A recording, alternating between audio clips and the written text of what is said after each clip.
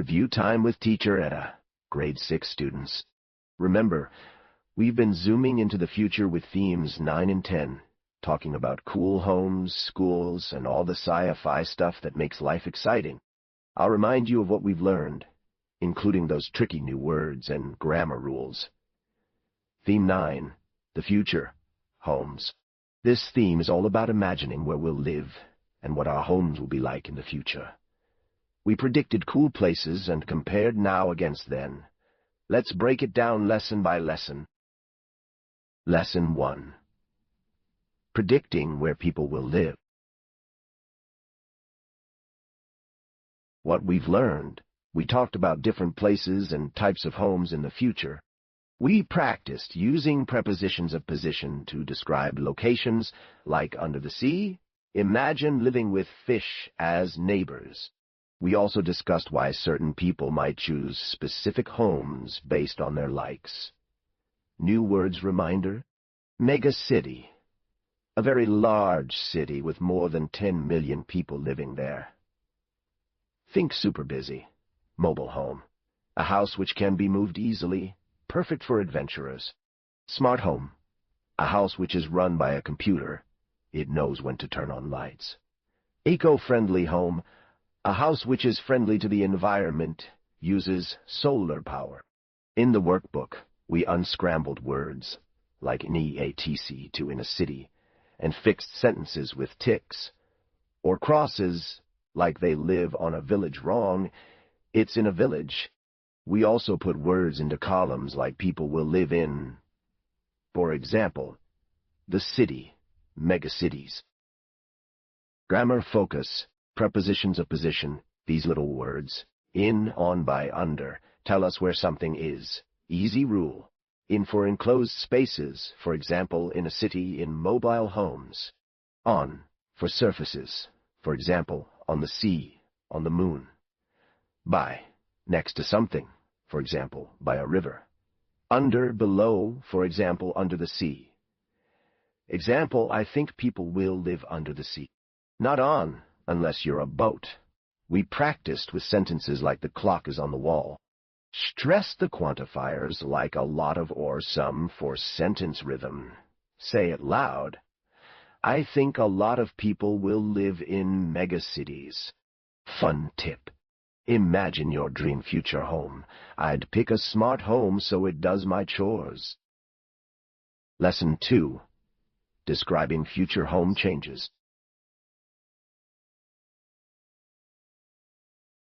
What we've learned, we compared homes now and in the future, describing differences and similarities. We used the future simple tense to talk about changes, like from ovens to automatic food machines. We drew lines to match words and discussed things we have at home now. New words reminder, new words reminder. Smart walls. Walls that can be used as computers or TVs. Watch movies on your wall. Zero-gravity room. A room in which you can float in the air and walk up the walls, like being an astronaut at home. We. Automatic food machine. A machine that can make any food you want, pizza on demand. 3D printer. A machine that can print real objects, print your own toys. Robot helper. A robot that helps you around the house. It cleans while you play games. We matched these in the student book. Smart walls are walls that can be used as computers or TVs. In the workbook, we completed puzzles like number codes for 3D printer and matched pictures to words, for example. A floating person, gravity room. We also wrote our own ideas. Now, in the future, we will. Grammar focus. Future simple tense rule. Use will plus base verb for future predictions. Short form, will, we will, easy, present. We use ovens now. Future, we'll have automatic food machines. Examples, now we do our own housework. In the future, we will have robot helpers. Circle the correct verb. Now, we do, will do. We unscrambled sentences like we, our housework. Now, do own now. We do our own housework. And filled verbs. Now, we use ovens. In the future, we will use automatic food machines. Fun tip. If we have robot helpers in the future, maybe they'll do your homework too. Lesson 3. Future Activities and Preferences.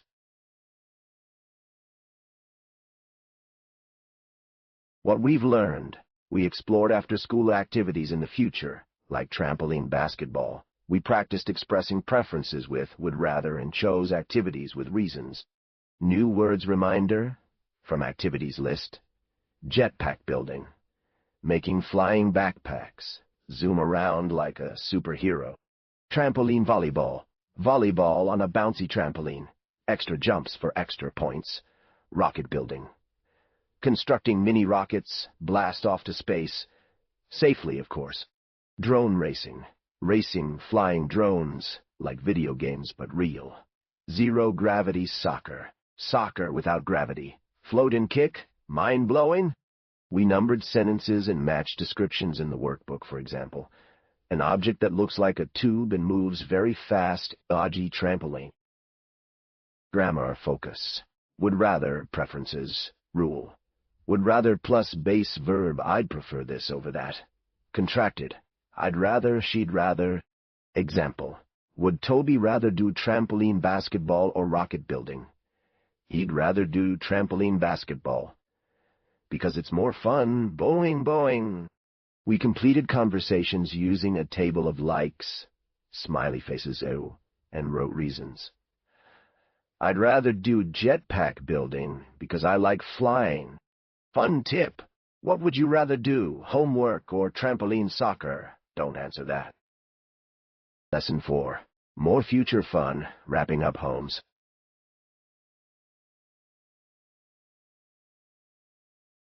What we've learned. We tied it all together with interviews and discussions. In pairs, we role-played as reporters and experts on future homes, making notes and sharing ideas. From the student book, we listened for true-false. For example, some people will live in cities under the CG true. Practice conversations. Where do you think people will live? I think a lot of people will live in megacities. In the workbook, we gave our own ideas in full sentences. Like I think people will live in cities that float on the sea. Grammar review. Mixed prepositions and future simple. For example, I'd like to live in a mobile home by a river. Stress quantifiers for natural speech. Fun tip. Interview your family. Where would they live in the future? Theme 10. Hey, Grade 6 Warriors. Teacher Etta here again. After zooming through the future in Theme 9, we switched gears to protect our planet and explore amazing natural places. We learned practical ways to help the environment, planned dream trips to canyons and caves, and even turned percentages into fractions. Math plus saving water, AG brain plus planet win. Here's the detailed review for lessons 1, 2, and 4. Everything is pulled straight from our student book, plus workbook. New words with exact file meanings, plus easy explanations. Grammar rules with examples, matching activities, and exam reminders. Lesson 1. Protecting the environment. Simple present plus action verbs.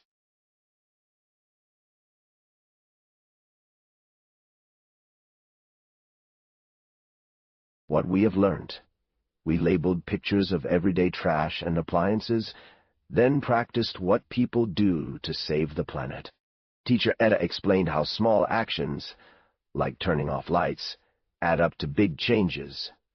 We answered questions about our own habits and fixed mistakes in sentences. New words, Workbook P92 and Student Book P21. We labeled 10 pictures and filled blanks. Garbage, old food or waste paper that is no longer needed and thrown away. Faucet, this object controls the flow of water. The tap you turn on/off. Air conditioner. This machine keeps the air cool. Cans, plastic bottles, newspapers, shopping bags, old boxes. Things we recycle or reuse. Matching verbs section. Workbook P93. We matched verbs to items. Pick up a garbage, cans, newspapers, plastic bottles, recycle cans, plastic bottles, newspapers, Roy's plastic bottles, shopping bags, old boxes. Turn off, turn on UG lights, faucet, air conditioner, fan. Emma focus, simple present tense, questions, and third-person rule. For habits, do those plus subject plus base verb. I, will, you, they, do you. Do you pick up garbage? He, she, it does. He recycles newspapers. Easy explanation. Ads. Or S, only for he, she, it. Examples from workbook. He recycled newspapers. Wrong. Correct. He recycles newspaper. Does you turn off the faucet? Wrong. Correct. Do you turn off the faucet? We unscrambled full sentences. Do you pick up plastic bottles? What else do you do to protect the environment? Fun tip. Turn off the faucet, or the water will run away crying. Always reuse shopping bags. Lesson 2. Planning trips to natural places. Questions. What we have learned. We learned cool outdoor vocabulary, did a crossword, and practiced planning a trip with friends. Teacher Etta showed us how to ask good questions so we don't get lost in a canyon. We chose between places like Blue River Canyon or Green Cave. New words reminder, Workbook P94 and Studentbook P25. Crossword plus matching descriptions. Canyon. A low place between hills or mountains with a river going through it. Cave. A large hole on the side of a hill or under the ground. Campsite. A place where people can put up a tent. Hiking.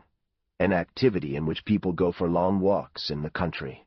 Rafting, kayaking. Sports traveling down a river in a small boat or rubber boat.